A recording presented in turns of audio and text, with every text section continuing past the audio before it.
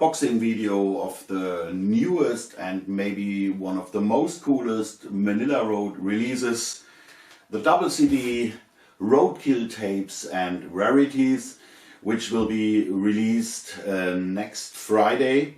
And yeah, I saw it for the first time today, a couple of hours ago, and I'm really happy how it turned out. But I think I'll just tell you a story about what is on that album. We have a double CD, and it's called Roadkill Tapes and Rarities. So this means that CD number one basically is not this old album that you all know. That's the official live album Roadkill from Manilla Road, which was released in 1987 and was recorded on the Mystification tour.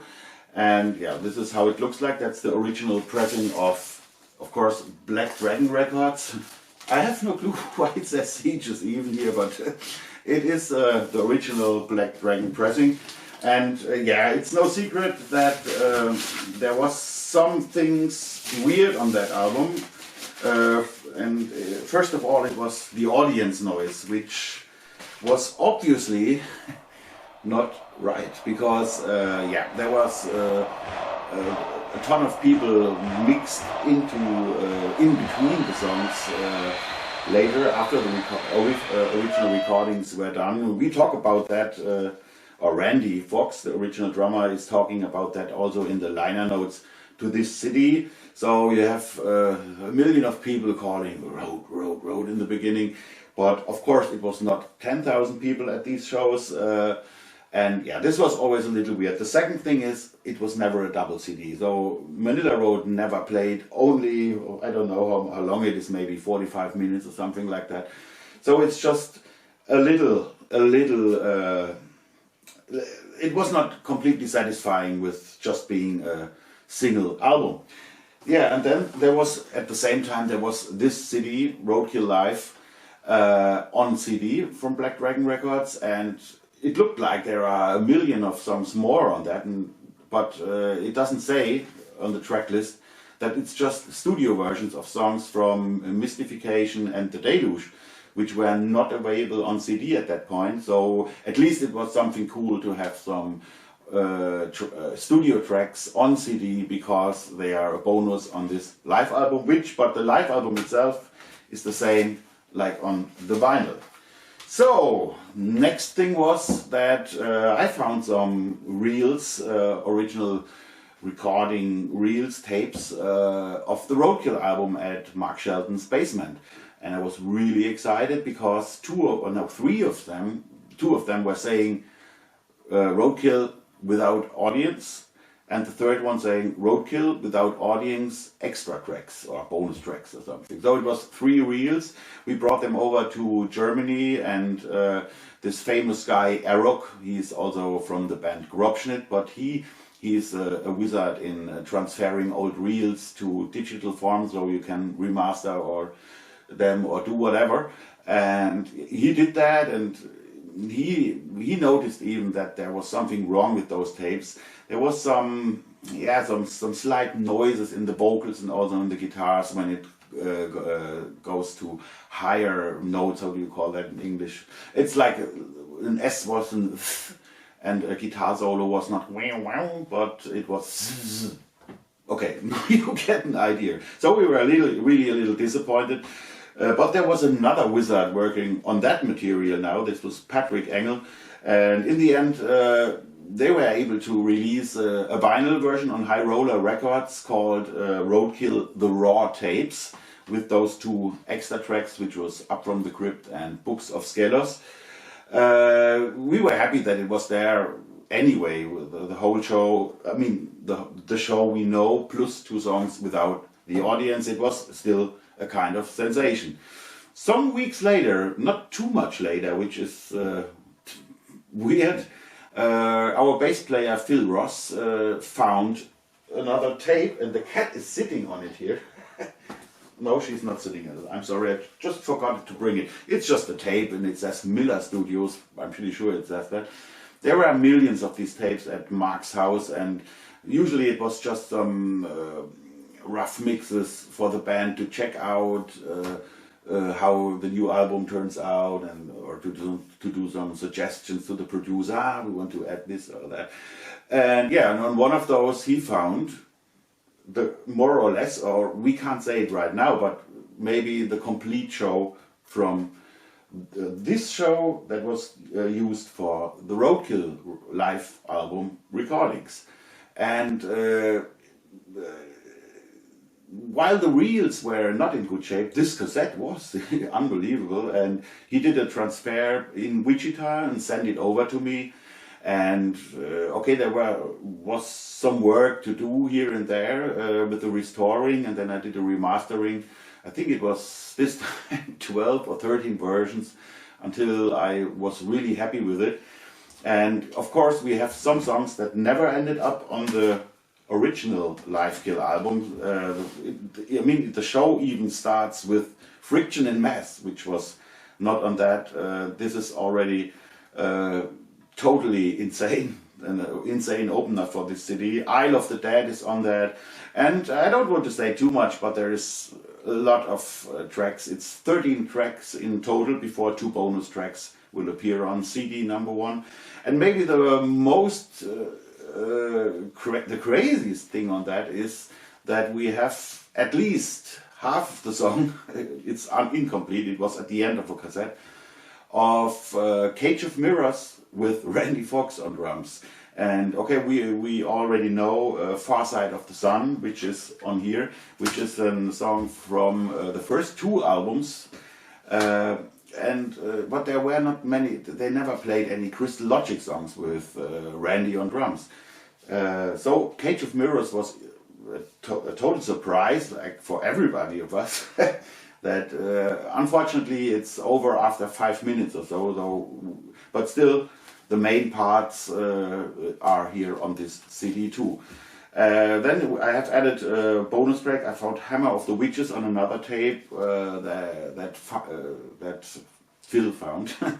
It's not the same good quality than the Roadkill tapes, which sound amazing, but still it is cool to have it on there. And the last song is called Beware of the Shark. I came up with that title because it was a little, no, not a little, a pretty huge sticker on his guitar amp, and it's just him doing some weird stone stuff on his guitar for 2 or 3 minutes, and then we have 78 minutes.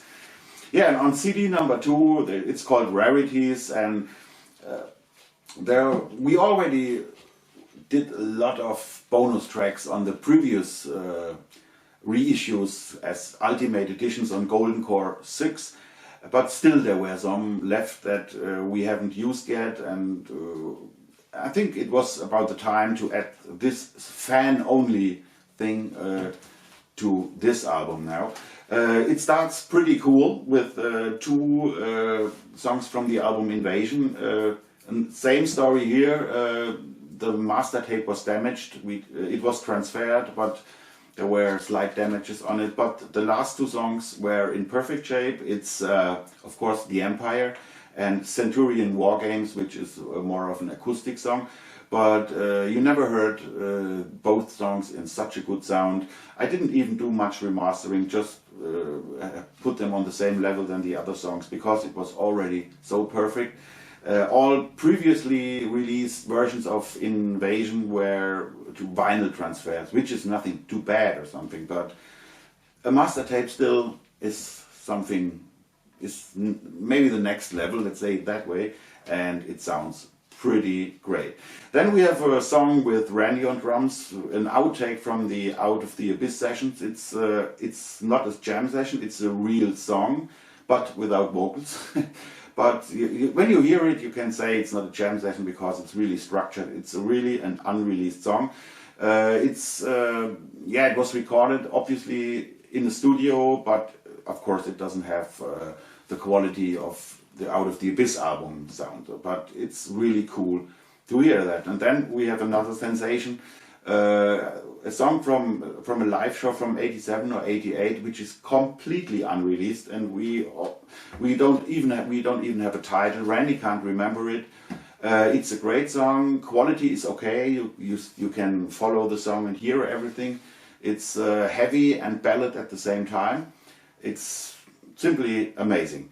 And then there's following a lot and a lot of really old songs that were never released, that were never recorded, with Rick Fisher on drums. So we talk about early 80s, maybe even late 70s. We don't know exactly, and a lot of songs have names like early unreleased song or unreleased song, because it makes no sense to come up with a title when there is no. So we keep it like it is. And yeah, quality is always really cool when the parts are more mellow. When they play heavy, they were too loud for that little tape machine, so it's distorting a little. But still, you have a lot of unreleased songs that could be really cool for fans of the Mark of the Beast album, because some of them are really dreamy, spacey, and I'm pretty sure you will love that. And there was, yeah, I think it was 3 minutes left on the CD, and I thought, the Bang Your Head Festival in the year 2000 was so important for Manilla Road, because it was the first time they ever were in Europe at all. And this was not the best show they ever did, and Mark told me that because he was talking too much the day before, so there was not much voice left on the stage.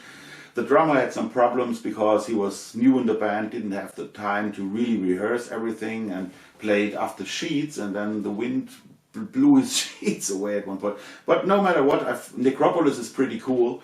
And I was in the audience back then with a mini disc player, and what you actually hear as the last track is from this mini disc, Necropolis live at Bang Your Head Festival 2000, in the year 2000, and this makes another 79 minutes of music. So we have that 2-time here, and yeah, there's a lot of unreleased photos even here.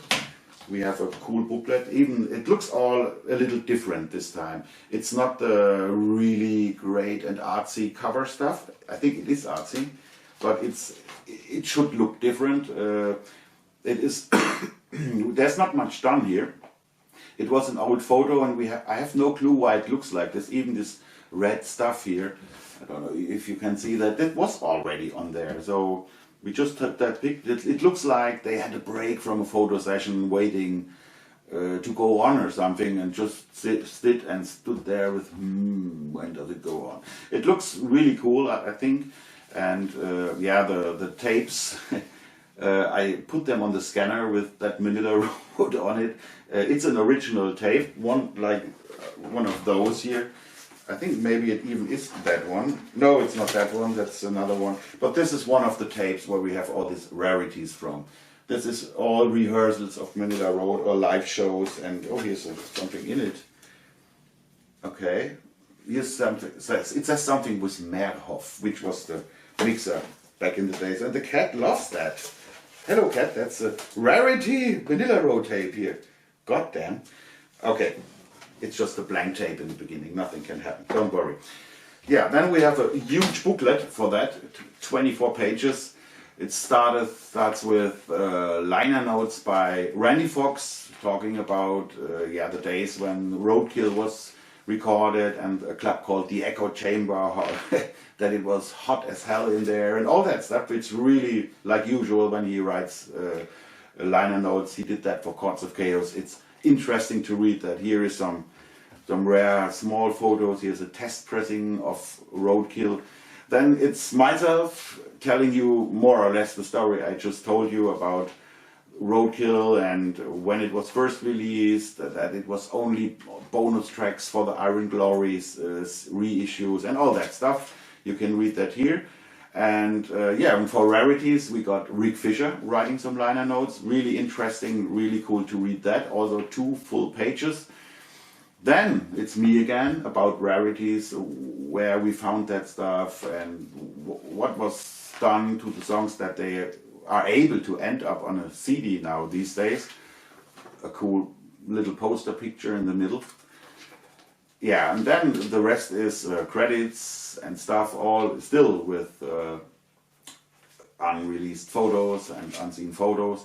And then we have the memorabilia part, means some press stuff. Here's even an interview you can fully read. Here's another one, and it's really interesting to read that all these years later. This last page is a little, shows you all the ultimate editions and what is out on Golden Core 6 regarding Manilla Road. So I'm really happy with that release. It looks good. It smells good, so there's no reason not to buy it next Friday. I hope you can, or you have already pre-ordered your copy before they are sold out, maybe. Who knows? Okay, thanks for watching and enjoy this nice little release.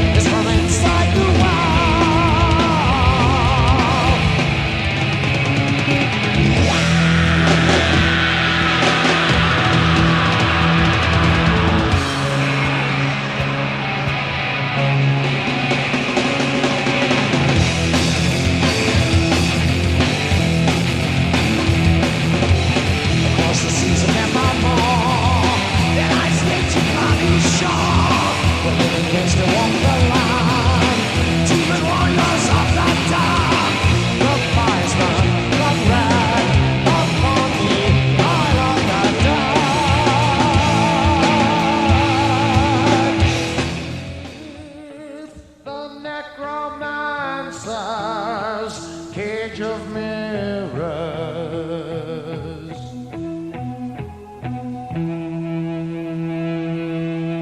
I don't want to see a single head not banging here tonight, 'cause I know that's what y'all came here for.